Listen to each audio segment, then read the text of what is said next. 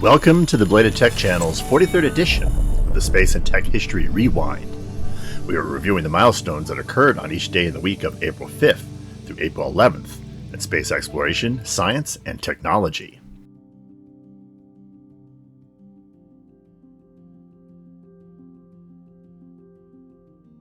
April 5th, 1967, the Apollo 204 Review Board released its formal report to NASA Administrator James Webb on this date. Apollo 204 was the code name for the mission that would eventually be referred to as Apollo 1. 3 astronauts, Grissom, White, and Chaffee, died in a fire on the capsule during pre-launch tests on January 27, 1967. The accident was remarkably similar to the one that claimed Vostok cosmonaut Valentin Bodarenko on March 23, 1961, which we covered in Milestone 74. The report boiled down to 3 basic facts. The first was that the pure oxygen atmosphere in the capsule made a fire all but an eventual certainty, and the resulting deaths of the astronauts the only outcome. The second was that the command module was filled with flammable materials that could easily be set off by any number of ignition sources. The energy of the fire was so great that the command module actually burst from increased internal pressure. And the third was that the command module, rather than being in a launch-ready operational unit, was in fact a poorly fabricated and assembled prototype. The bulk of the blame for the accident fell on Apollo prime contractor North American Aviation, which went out of business shortly thereafter by being absorbed by competitor Rockwell Standard. But to solely blame North American was not necessarily fair. The race to the moon set off by the Kennedy administration featured an extremely compressed development schedule in an area of science and engineering that had never been attempted before. Fortunately, NASA righted itself and Apollo 11 landed on the moon 3 years later.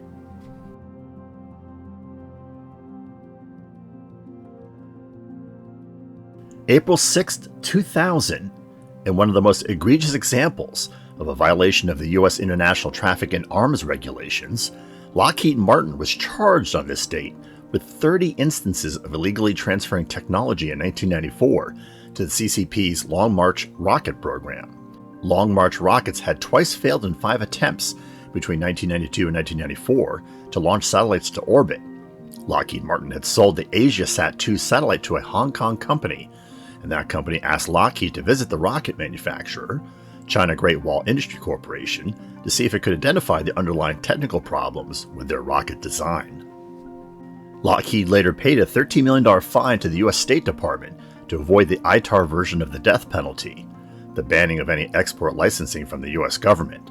This was not the only incident during the Clinton administration of space technology transfer to the CCP. Loral Space and Communications Corp. Was charged in a very similar incident that resulted in a similar outcome. Ironically, the AsiaSat-2 launch was only partially successful due to excess launch acceleration of the Long March 2E rocket, and it was retired from its initial communications role in 2009. Lockheed remains in the space business in 2021, mostly as a contractor in the United Launch Alliance. The CCP still builds Long March 2 series rockets, now in its F configuration and a design based on their Dongfeng 5 ICBM, and has conducted in excess of 75 successful launches in all configurations. As a comparison, the Long March 2F rocket is most similar to the SpaceX Falcon 5 light-medium rocket, whose program was terminated in 2006, and the Long March 2D rocket, which is similar to the 2F but without the 4 mini-boosters, is comparable to the Falcon 1 light rocket, whose program was terminated in 2008.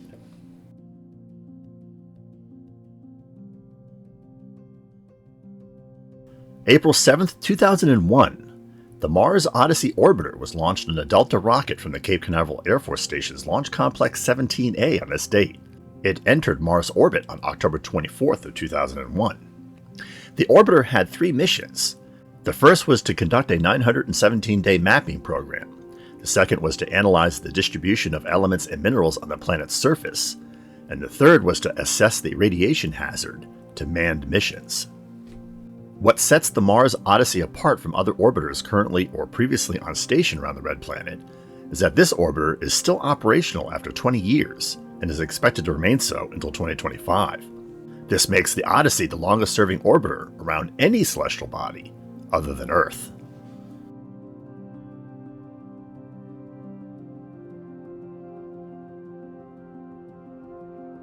April 8, 1945.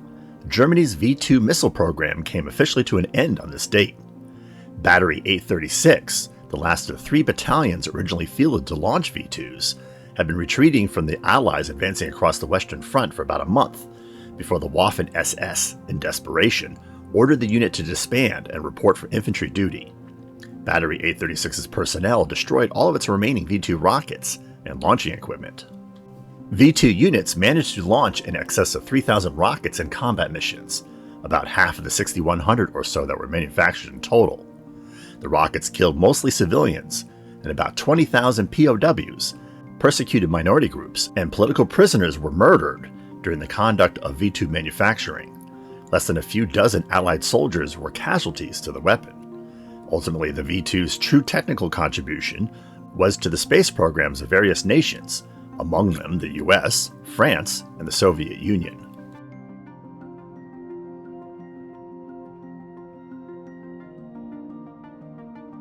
April 9, 1872. Dried milk was patented by New Yorker Samuel R. Percy on this date. The patent was opportunistic. Henry Nestle had perfected the process in Switzerland 3 years earlier. In fact, dried tablets had been produced by French businessman Nicolas Appert in 1810, and several patents were issued in the US and the UK during the 1850s for a variety of different drying methods. Thus, Percy's patent was not notable for its technical achievement, but more as an important milestone in the upcoming ubiquity of powdered milk. The product became an important way to preserve excess fresh milk production and to enable its long-term storage and delivery to locations without ready access to refrigeration, as well as enabling its use as an ingredient in packaged food products.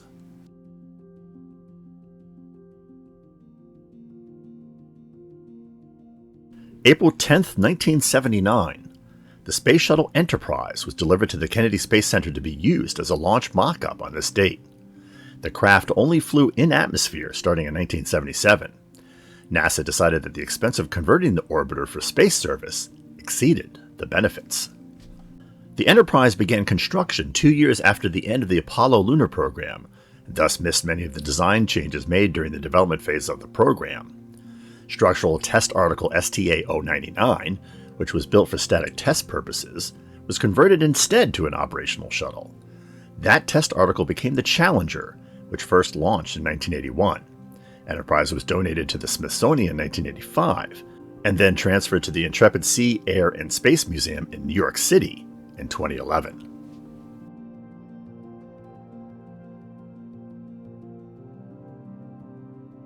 April 11, 1970.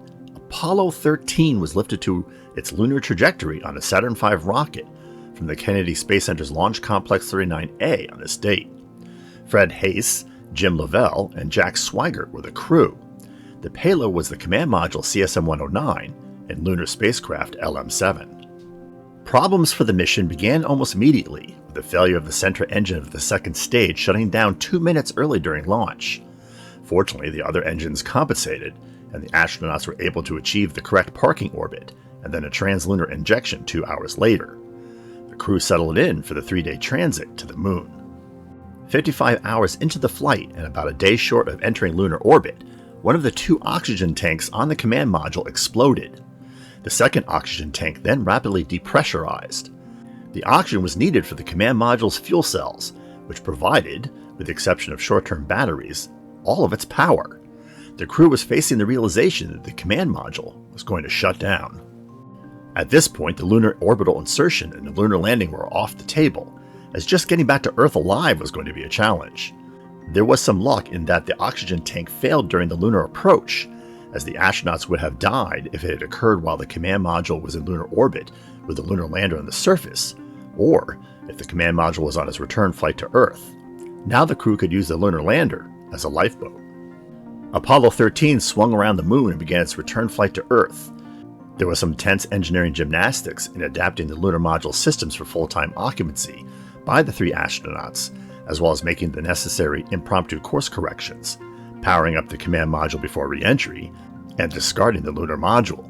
The return trip took 4 days, with the temperature in the lunar module eventually falling to 38 degrees Fahrenheit, and the crew forced to ration its water supply. The capsule deorbited on April 17th and splashed down safely in the Pacific. The amphibious assault ship USS Iwo Jima recovered the craft and the astronauts. The Apollo 13 mission received the most public interest of all the Apollo missions other than the Apollo 11 mission, and more so than any other NASA mission until the 1981 maiden launch of the Space Shuttle Challenger. The mission highlighted the difficulties of engineering equipment for space on Earth, and the dangers of complex non-redundant systems in spacecraft. It also shined a light on the toughness and resourcefulness of those astronauts who were also test pilots, as all three were in the Apollo 13 crew. Swigert died tragically from cancer in 1982, only days before being sworn in as a congressman. We mentioned him in Milestone 76. Lovell and Hayes reached their retirement years and were both alive as of April of 2021.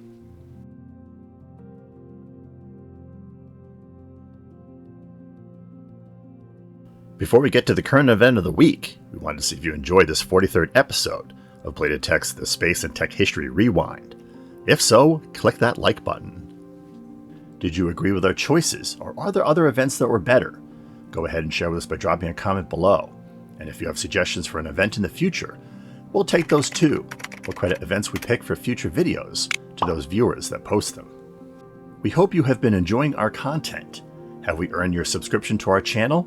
If yes, and you have not yet taken the opportunity as of yet to subscribe, please take a moment to do so now, and click the bell notification icon so you don't miss upcoming videos. We want to continue delivering great content to you. You can always unsubscribe, and subscribing is free.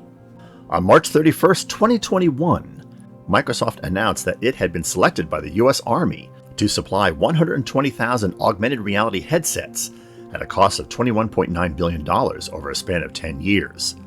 The headsets are based on the company's HoloLens product, which allows users to see holograms laid over their actual environment. The enhanced HoloLens will provide heads-up displays that will enhance situational awareness on the battlefield. The production contract follows the $480 million development contract awarded in 2018. The $3,500 commercial version is already used by NASA, although the Army version appears to cost $182,500 a copy, suggesting ruggedization and capabilities far beyond the type NASA uses.